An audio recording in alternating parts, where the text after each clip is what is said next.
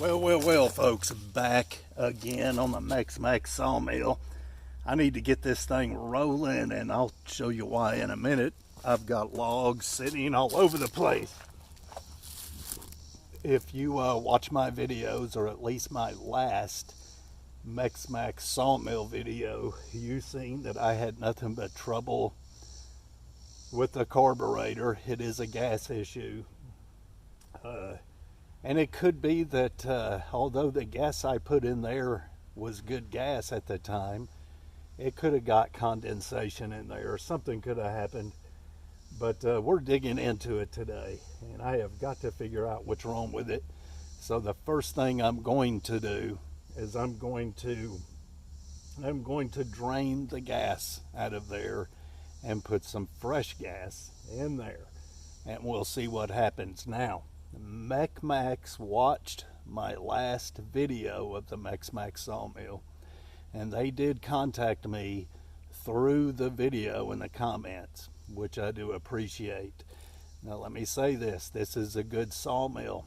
If I got one with a bad carburetor or a float or something crazy, it's still a good sawmill. I still recommend the sawmill. It is an awesome little sawmill, and you can't beat it for the price. And for someone like me who has logs or trees everywhere, and then I even pick them up from work, this is perfect. It's the 22-inch, and as soon as I get it going, I'm going to actually set it up on a trailer. I've decided to do that. I've got a trailer that I don't use all that much, and this is going to be perfect for it.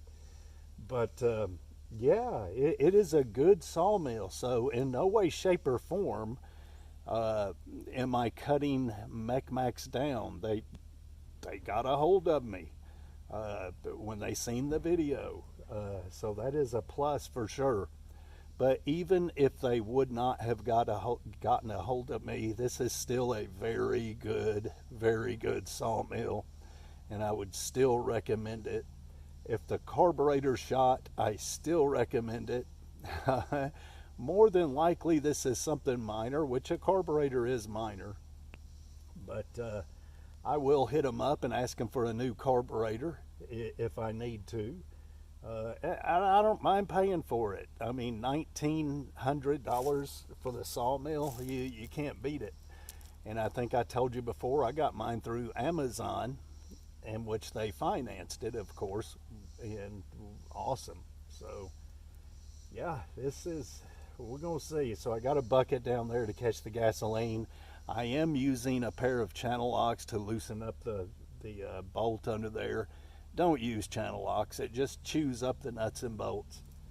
So don't do what I do. Now, folks, I am not a mechanic by no means. I know nothing about a sawmill. I know nothing about a small engine. I have replaced a couple of carburetors and worked on them a little bit, but I am no mechanic. And so some of you out there give me some advice, and I'm taking it, and maybe you have more. So let's get started. How long we go there? All right, just three and a half minutes of jibber jabbering.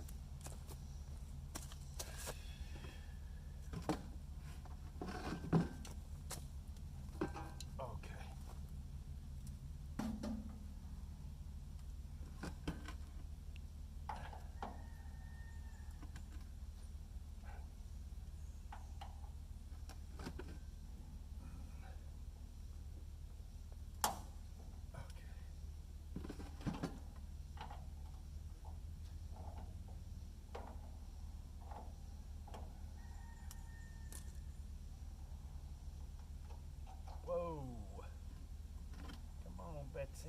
All down the arm.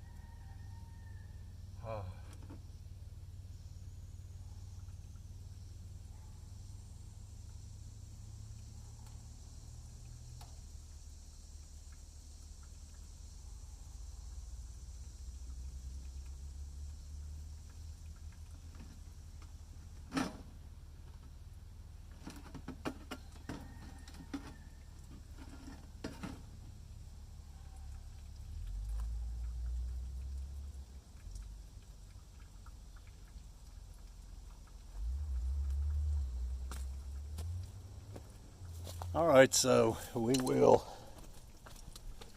let her drain. And the float seems to be fine. I mean, I guess. Take a peek. Can you see?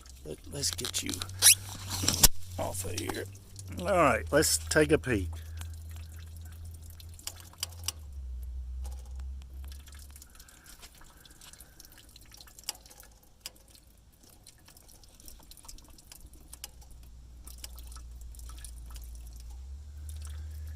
This is why I've got to get that sawmill rolling. I've got this and then twice as much in another spot.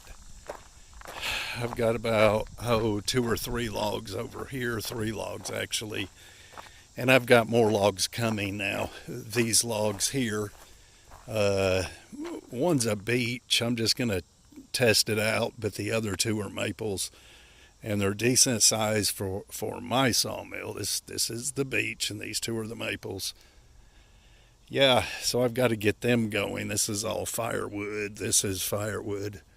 But yeah, I've got to get this thing going so I can start sawing lumber. I've got to side the building. I've got to side the bottom part of my house. I need lumber, folks. So we got to get her going.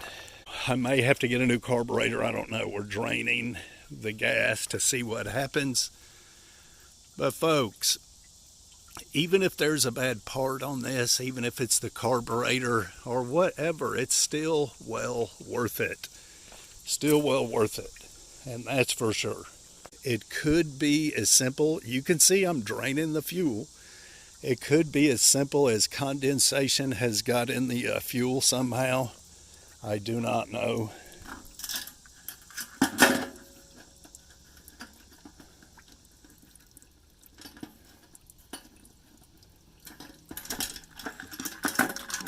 Well, I don't know if I'm going to get that out. Well, I may need to use both hands. I don't think so. Oh, she's draining. She's doing good. I don't see any junk in there. I don't know how there could be.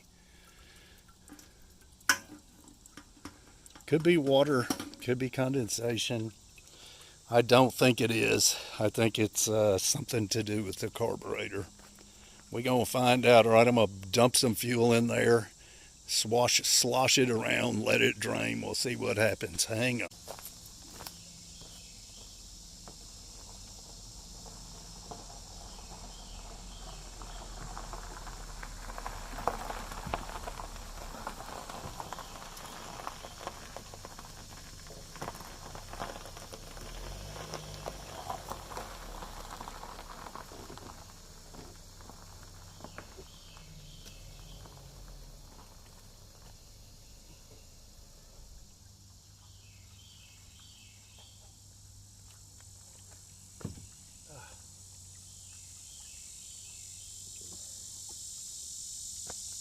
All right, you seen what I did there? I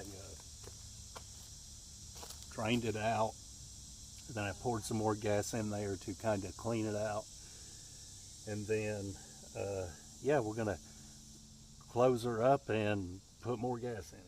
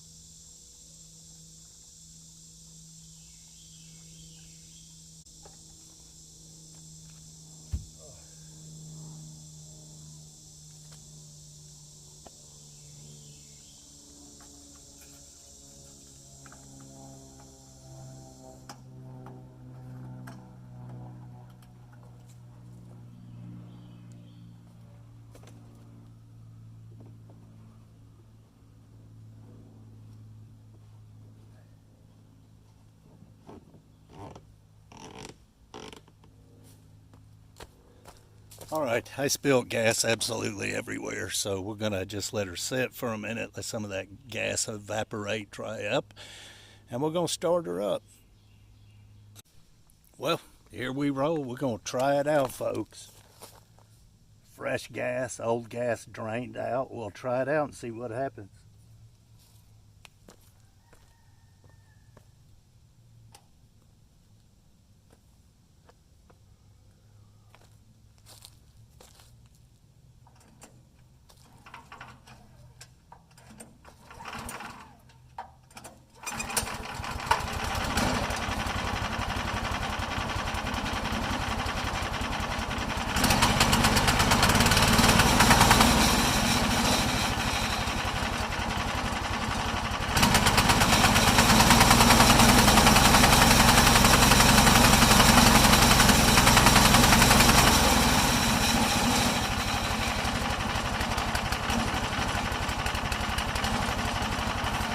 We're gonna let it warm up. It's idling pretty good, way better than it was.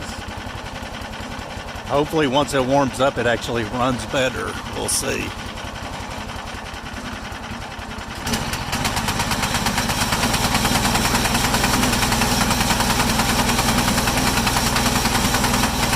Oh, I left the choke on. What an idiot.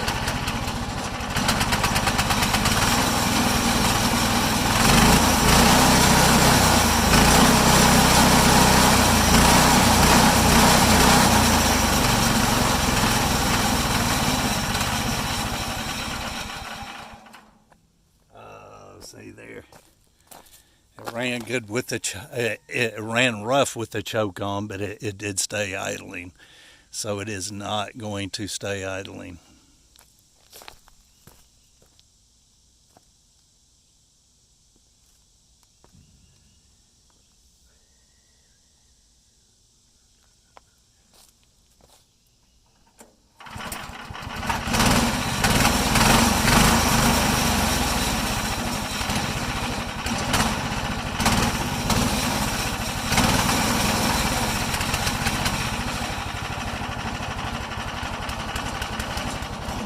All right, it roughly barely stays idling with the choke on. If I cut it off, it's definitely going to die.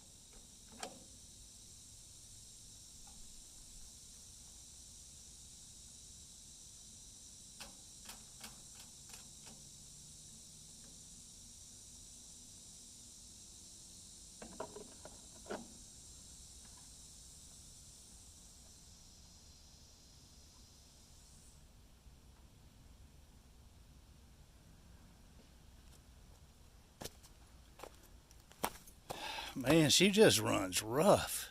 Terribly bad. Oh, let's see.